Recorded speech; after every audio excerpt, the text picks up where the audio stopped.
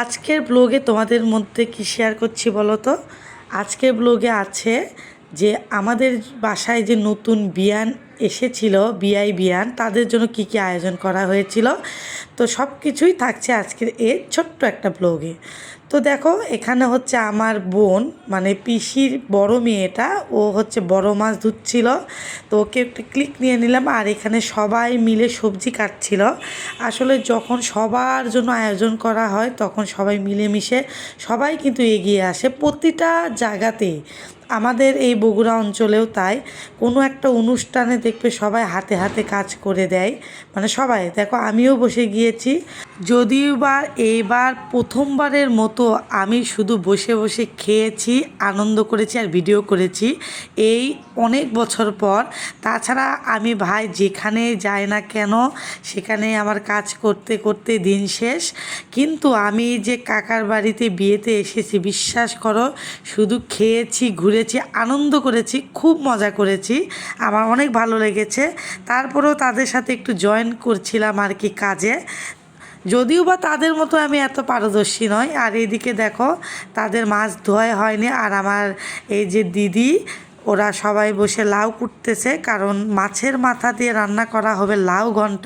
আর এটা কে বলো তো, এটা হচ্ছে আমার বোনের বড় ননদ, আর সাথে আছে ছোট ননদও। তারাও কিন্তু দেখো, তারা যে আমাদের বাসায় নতুন অতিথি, কেউ বলবে তারা কত মিশুক, তারা আসলে একটা ভালো মনের মানুষ। তাছাড়া দেখো তারা বেড়াতে এসেও কিন্তু তারা কত পরিমাণ কাজে হেল্প করছে, তারা আমাদের একদম নিজের বাড়ির মানুষের মতো। তো যাই হোক, এরপরে চলে আসলাম রান্নাঘরে, যেখানে সবার জন্য রান্না করা হচ্ছিল।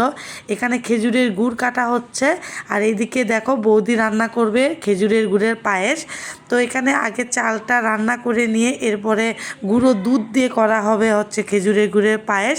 আর যেহেতু অনেক মানুষের আয়োজন, এর জন্য মাছ ভাজতে ভাজতেই প্রায় অনেক সময় লেগে গিয়েছে। আর মাছ তো যেমন তেমন করে ভাজা যায় না, একটু ধীরে সুস্থে ভাজতে হয়। তো আমি দুবার এসে দেখলাম যে মাছ ভাজাই শেষ হচ্ছে না, কারণ তেলাপিয়া মাছের ফ্রাই হবে আর বড় মাছের ঝোল রান্না করা হবে। আবার রান্নাঘর থেকে এসে দেখলাম যে পেঁয়াজ রসুনও কাটা শেষ।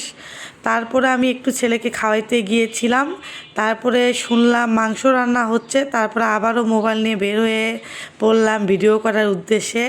এখানে এই যে আমার দাদা, মানে সব দাদা আর জামাইবাবু মিলে রান্না করবে হচ্ছে খাসির মাংস।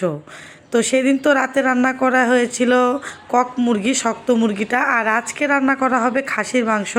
যেহেতু বিয়ানরা আসতেছে বলে কথা, তাছাড়া নতুন জামাইও আছে, আবার অনেক আত্মীয় স্বজন আসে। আর এটাই ধরা যাক হচ্ছে শেষ খাবার বিয়ে বাড়ির, কারণ এরপরে এত মানুষের আর আয়োজন করা হয় না আর কি। এই বিয়ান খাওয়ান দিয়েই একদম শেষ আমাদের অনুষ্ঠানটা। এরপরে তো আমরা সবাই সবার মতো চলে গেলাম সবার বাড়িতে। যে যাই বলুক না কেন, আমার জামাইবাবু কিন্তু পাক্কা রাঁধুনি। সেদিন রাতে যে মাংসটা রান্না করেছিল লেয়ার মুরগি, সেটাও কিন্তু অনেক মজা হয়েছিল। তাই তাকে আবার রান্না করার দায়িত্ব দেওয়া হয়েছে খাসির মাংস।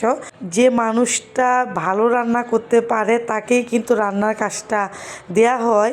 তো যাই হোক, আমার জামাইবাবু কিন্তু মাংস রান্নার এক্সপার্ট। আর এতগুলো মাংস রান্নার আসলে অভিজ্ঞতা না থাকলে হয় না। আমি কখনোই মনে করো 10 জনের মাংস রান্না করি না, আমি সবসময় অল্প করে রান্না করি। আর এদিকে কিন্তু সবাই ইয়ার্কি করছিল জামাইবাবুকে নিয়ে, যে দেখাও যে ইনি রান্না করছে, ইনি হচ্ছে বাবুর্চি। আর অন্যগুলো মানুষকেও ভিডিও করা হলো। সবাই আসলে আমরা যে এত আনন্দ করেছি বিয়েতে, আমি অনেক বছর পর এত আনন্দ করেছি, মিস করতেছি। যদিও বা আমি এখন বাড়িতে, খুব মিস করতেছি সবাইকে। তারপরে এইদিকে এসে দেখি রান্নাও শেষ, এই যে মাছের মাথা দিয়ে লাউ ঘন্ট হয়ে গিয়েছে। আর এই দেখো মাছের ঝোল, এই যে পায়েস, খেজুরের গুড়ের ডাল রান্না করা হয়েছে, গরম ভাত রান্না করা হয়েছে, খাসির মাংস করা হয়েছে। আর এইদিকে দেখো ওই যে বললাম যে তেলাপিয়া মাছের ফ্রাই দেওয়া হবে, সেই মাছ ভাজা করা হচ্ছে। আর এখানে হচ্ছে 2 গামলা ঝোল করা হয়েছে, যেহেতু অনেক মানুষ। তো যাই হোক, যখন আমি খাবারের ভিডিওটা করব তখন আমার মোবাইলে চার্জ ছিল না, তারপরেও আমি তোমাদের মাঝে শেয়ার করব নেক্সট ব্লগে। আর এইদিকে বিয়ানদের জন্য বাড়ির অন্যান্য আত্মীয় স্বজনের জন্য নাস্তার প্রোগ্রাম করা হচ্ছে। যখন তারা আসবে তাদেরকে দেয়া হবে। ওই যে রাতে মালপোয়া আর হচ্ছে ভাজা পুলি করা হয়েছিল, সাথে মিষ্টি, সেগুলো প্যাকেটে প্যাকেটে আর কি দেয়া হলো। আর এইদিকে একটা মজার জিনিস শেয়ার করি, মানে সব কিছু শেষে এখন মানে প্যাকেট করার পরে আমরা এখন খাওয়া দাওয়া করছি। তো ওদের ভিডিও করার পরে আমি বলতেছি এই যে দেখো ওরা চুরি করে খাচ্ছে। তো ওরা বলতেছে তুমিও তো চুরি করে খাচ্ছ, তো তোমার ভিডিও আবার বাদ যাবে কেন? তো এই নিয়ে মজা করে করে আমারও কিছু ভিডিও ক্লিক নিল। তো আমি খাবার শেষে এসে দেখি মাংস এখনও হয় নাই, কষানো হচ্ছে। এই যে আমার বৌদি, সে কিন্তু অনেক ভালো একটা রাঁধুনি, সে প্রত্যেকটা রান্নার কাজে হেল্প করে। আমি মাঝে মাঝে বৌদিকে দেখে অবাক হয়ে যায়, বৌদিকে দেখলে বোঝাই যায় না যে বৌদি এত কিছু পারে।